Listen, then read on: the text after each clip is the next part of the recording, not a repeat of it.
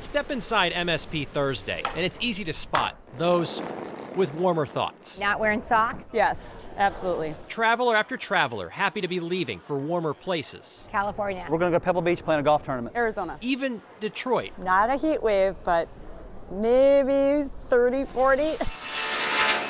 Also happy to be heading out the day before a snowstorm. Much better than here. But these frequent flyers would still have some peace of mind if they had a flight this weekend. They're really good. And they are. We get a foot of snow and everybody laughs to hear about an inch of snow someplace else and everyone panics. MSP airport officials certainly do not panic, giving us some key strategies to keep flights on time.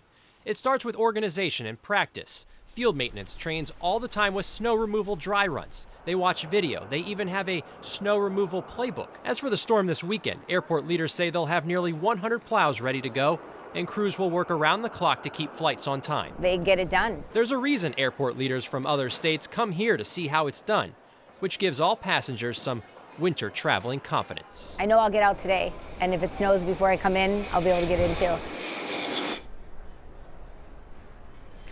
And if you're heading out this weekend, airport leaders do have some reminders for you to always check your flight status online. Continue to check that in the hours until your flight.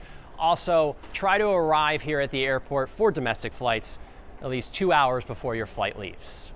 All right, thanks, Alex.